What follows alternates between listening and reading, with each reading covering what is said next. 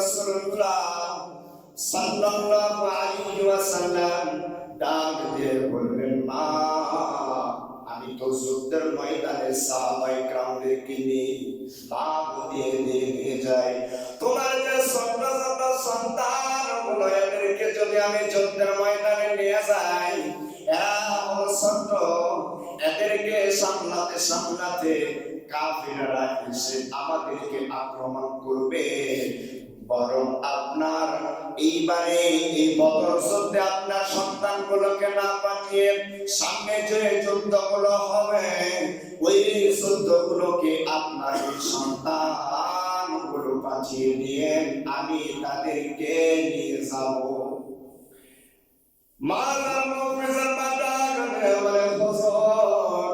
আমি শহীদের মা হতে চাই, আপনি আমার দুইটা সন্তানকে বদরের ময়দানে নিয়ে যান।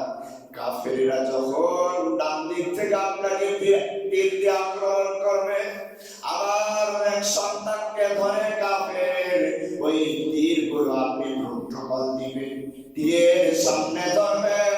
আমার সন্তানটা দুনিয়ার মায়া ছেড়ে পরপারে চলে যাবে, আপনার ভালোবাসায় আমার সন্তানটা পৃথিবীর মায়া ত্যাগ করবে, আমি শহীদের মা হব। দিক থেকে যখন আপনাকে কাফেররা অস্ত্র দিয়ে আক্রমণ করবে, আমার আরেক সন্তানকে ধরবে। হুজুর আপনার ভালোবাসায় আমার সন্তানগুলোকে আমি দিয়ে গেলাম। বিশ্বনবী ডাক দিয়ে বলে, ও মুআযার মুফিজ, তোমরা চলে যাও, লাইনে দাঁড়িয়ে পড়ো। ফিতা দিয়ে মাপ দিয়ে যদি তোমাদের মাপটা পরিপূর্ণ হয়, আমি তোমাদেরকে বদরের ময়দানে নিয়ে যাব। আমার প্রিয় একান্ত আপনজনেরা, আপনারা দেখবেন যারা সেনাবাহিনীতে দাঁড়ায়, পুলিশে দাঁড়ায়, মাপে কিন্তু অল্প হয়ে আর নেয় না। বিশ্বনবী এইরকম ভাবে তার সৈন্যগুলোকে মাপ দিয়ে বদরের ময়দানে লিখছিলেন। যেটা হলো বড় ভাই, এইটা হলো পাথরের উপর পা দিয়ে একটু মোছা হয়েছে, কেননা তার মাপ একটু ছোট ছিল। বিশ্বনবী মুহাম্মদুর রাসূলুল্লাহ সাল্লাল্লাহু আলাইহি ওয়াসাল্লাম তার ঈমানের মজবুত দেখে যুদ্ধের ময়দানে যাওয়ার যে একটা তামান্না, ইচ্ছা, আকাঙ্ক্ষা দেখে বিশ্বনবী ডাকতে বলল, বড় ভাইকে নিয়ে নাও। কিন্তু যেটা হলো ছোট, একে এইবার আমরা যুদ্ধের ময়দানে নিয়ে যাব না, কেননা এ তো ছোট, একে নিয়ে গেলে আমাদের বিপদ হবে। ছোট ভাই বিশ্বনবীকে ডাকতে বলে, হুজুর আপনি বড় ভাইকে দিলে আপনার ফিতাতে মাপ হয়ে গেছে। বিশ্বনবীকে ছোট ভাই ডাকতে বলে, হুজুর বলেন তো যুদ্ধের ময়দানে কোন জিনিসের দরকার? বিশ্বনবী ডাকতে বলে, শক্তির দরকার।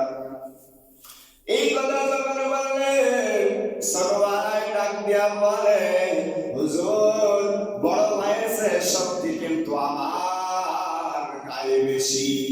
আপনার যদি বিশ্বাস না হয়, বড় ভাইয়ের সাথে আমাকে কুস্তি লড়ার জন্য একটা প্রতিযোগিতার ব্যবস্থা করে দেন। মুআযার মুফিজ দুই ভাই কুস্তি লড়ার জন্য প্রস্তুত হয়ে গেল। দুই ভাই যখন প্রস্তুতি নিচ্ছিলেন, দুই ভাই যখন কুস্তিতে লিপ্ত হয়ে গেছে, ছোট ভাই বড় ভাইকে ইশারা করে ডাক দিয়ে বলে, বড় ভাই তুমি পৃথিবীতে আগে এসেছো, তুমি আমার চেয়ে বেশি খেয়েছো, আমার থেকে তোমার বয়স বেশি, তোমার মেধা বেশি, শক্তি বেশি, সব কিছু বেশি। বড় ভাই তুমি একটু আমার তলে পড়বা আর আমার একটু করে উঠাই দিবা, কেননা বিশ্বনবী তোমাকে বদরে নিয়ে যাওয়ার জন্য ঘোষণা করেছে। তুমি যদি আমার তলেও পড়ে যাও, তাহলেও কিন্তু বিশ্বনবী তোমাকে নিবে, আমাকেও নিবে। বড় ভাই তুমি একটু আমাকে মেঘের পানি করে জিতায়া দিবা। আমার একান্ত আপনজনেরা, বড় ভাইটা তলে পড়ে গেল, ছোট ভাইটা উপরে থেকে গেল। বিশ্বনবীর ঘোষণা অনুযায়ী দুই ভাইকে বদরের ময়দানে নিয়ে গেলেন। আমার প্রিয় একান্ত আপনজনেরা, আমাদের মাঝে সামনে রমজান মাস, রমজান মাসের 16 রমজান, বলেন তো কত? ষোলোই রমজান বিশ্বনবীর কাছে ঘোষণা আসলো, বদরের ময়দানে, বদরের প্রান্তরে আবু জেহেল 1000 সৈন্য নিয়ে উপস্থিত হয়ে গেছে, মুহাম্মাদের সাথে যুদ্ধ করবে। বিশ্বনবী 313 জন সাহাবী নিয়ে বদরের প্রান্তরে চলে গেল। যাবার পর আল্লাহর রাসূলের এক সাহাবীর কাছে মুআযযার মুফিজ ডাকতে বলে, সাসাদান, আপনি তো মদিনার আনসারী সাহাবী, আপনি একটু বলেন না আমার বিশ্বনবীকে সব চাইতে সেই ব্যক্তিটা বেশি কষ্ট দিয়েছে? হুজুর আপনি একটু বলেন না আমার রাসূলকে যে ব্যক্তি বেশি কষ্ট দিয়েছে এই আবু জেহেল কোনটা? আবু জেহেলকে আমি একটু দেখতে চাই, আবু জেহেলকে একটু আমাকে দেখায় না। ওই সাহাবীটা ডাকতে বলে, তোমরা দুইজন ছোট্ট ছোট্ট বালক, আবু জেহেলকে কি করবা? এই কথা যখন বললেন, মুআযযার মুফিজ ডাকতে বলে, চাচা যান, আবু জেহেলকে আমরা দুই ভাই হত্যা করতে চাই। আমার প্রিয় বন্ধুরা, এখানে আরেকটা বিষয় লুকিয়ে আছে। বিষয়টা হলো তার মার অর্থ ছিল না তরবারি কিনে দেওয়ার জন্য, তার মার কোনো অর্থ ছিল না, তার মার কোনো যুদ্ধের সরঞ্জাম কোনোটাই ছিল না। মা খেজুর গাছের বাকল তুলে নিয়ে দুই ভাইয়ের হাতে দিয়েছে এবং বললেন, তোমরা এই দুই ভাই খেজুর গাছের বাকল নিয়ে যুদ্ধের ময়দানে যাবা, কাফেরের বিরুদ্ধে অবস্থান করবা। তরবারির চেয়ে খেজুর গাছের বাকল বেশি কাজে দিতে পারে। সুবহানাল্লাহ। আমার প্রিয় বন্ধুরা, এই কথা যখন সাহাবী যখন বললেন, এই যে দেখো আবু জেহেল বড় ঘোড়ার উপরে উঠে লাফাচ্ছে, এইটা হলো আবু জেহেল। এইরকম ভাবে আঙ্গুল দিয়ে যখন দেখায় দিয়েছে, আঙ্গুল দিয়ে দেখানোর পরে যখন মুআযযার মুফিজের দিকে তাকায়, দেখে মুআযযার মুফিজ ওই জায়গায় নাই। ওই সাহাবী বলে, ওই মুআযযার মুফিজ সিংহ শাবকের মতো আবু জেহেলের ঘোড়ার কাছে চলে গেছে। যাবার পর খেজুর গাছের বাকল দিয়ে যখন আবু জেহেলকে ধরতে যায়, ছোট্ট এমনিতেই মানুষ আবু জেহেল পর্যন্ত বসতে পারে না।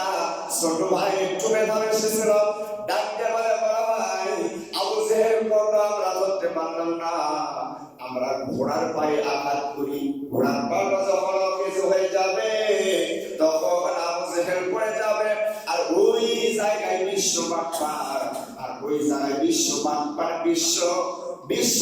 কাফেরকে ধরে আমরা ওই জায়গায় এই খেজুর গাছের বাকল দিয়ে পৃথিবীর মায়া ছেড়ে ত্যাগ করে দিব তাকে।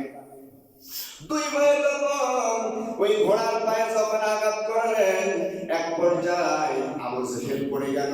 ওই জায়গায় মুআযযার মুফিজ দুই ভাই উড়ে ধরে পিটন দেয়।